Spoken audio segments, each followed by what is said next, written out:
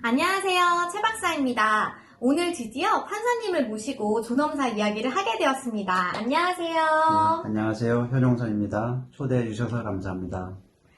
우선 많은 분들이 존엄사라는 말을 많이 접하지만 자세하게 어떤 의미인지 궁금하실 것 같아요. 또 안락사와는 어떻게 다른 걸까요?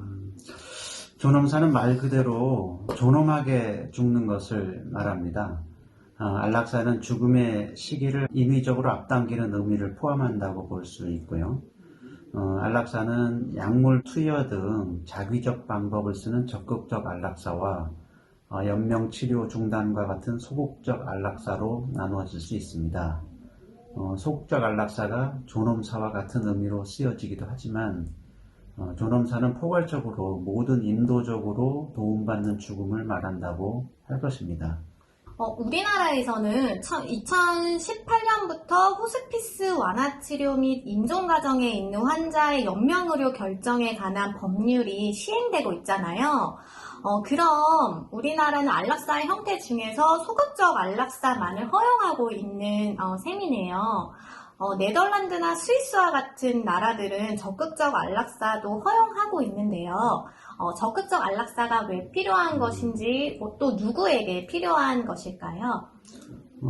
적극적 안락사는 회복이 불가능하고 죽음이 임박한 상태에서 현대의학의 힘으로는 통증을 견디기 어려운 사람들이 마지막 죽음을 고통스럽지 않게 해주는 것입니다.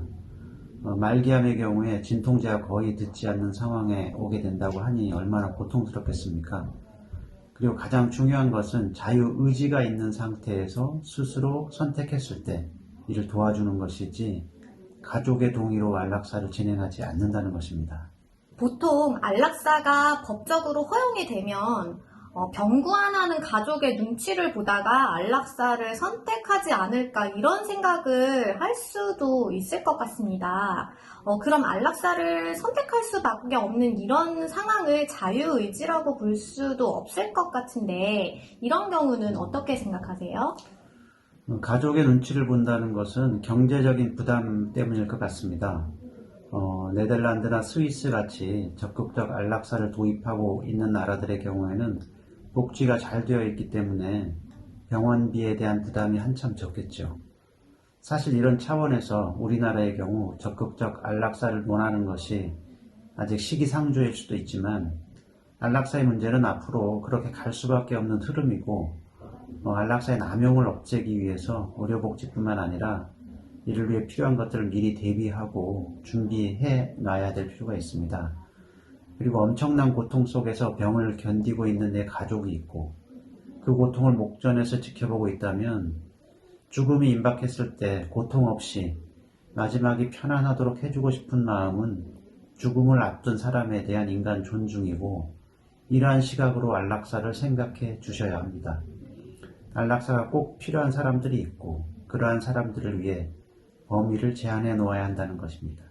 우리나라의 경우도 연명의료 중단의 조건 역시 특정 질병에 국한하고 있는 것처럼 안락사가 제도화된다고 해도 대상 범위를 잘 설정해야 된다는 것이네요.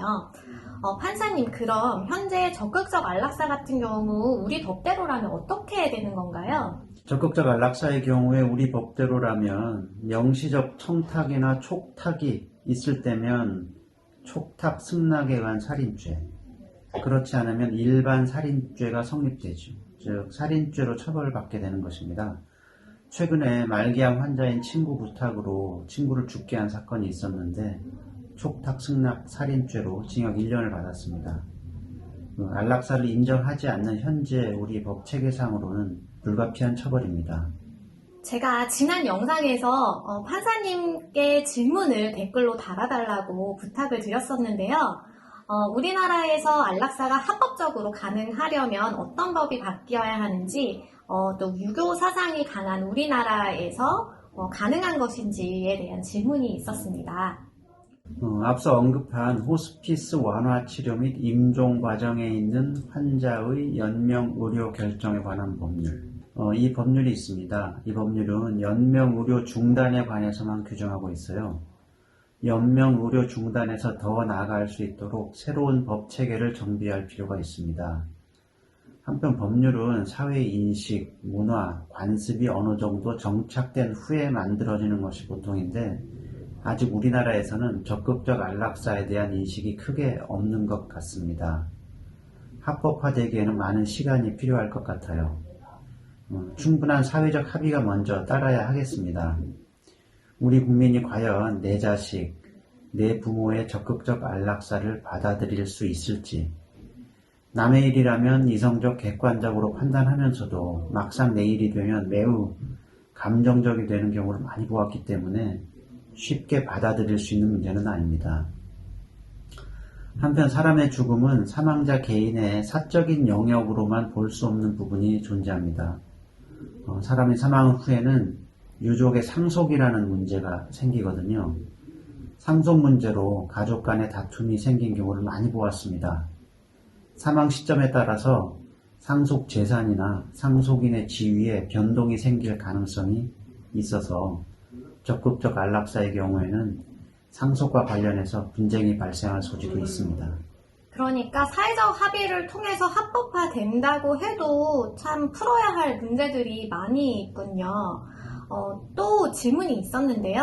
현재 우리나라에서 존엄사를 위해 어떤 노력을 하고 있는 건지 궁금하다는 질문도 있었습니다. 이렇게 유튜브를 통해서 사회적 공감대를 형성하는 것이 바로 존엄사에 대한 사회적 합의를 이끌어내는 노력을 하고 있다고 볼 수 있겠습니다. 토론의 장을 만드는 거죠. 앞서 소극적 안락사인 연명의료 중단을 이끌어낸 것은 김할머니 사건 그리고 보라매 병원 사건으로 공론화가 되었기 때문인데요. 이러한 사건들 또 사회적인 논의가 이루어진다면 적극적인 안락사 문제도 수면 위로 떠오르게 될 것입니다. 최근에 배우 알랭 들롱이 스위스에서 안락사 하겠다고 결정을 내려서 화제가 되었습니다. 알랭 들롱이 평소에 생명유지 장치를 거치지 않고 조용히 떠날 권리가 있다면서 안락사를 지지해 왔다고 하는데요.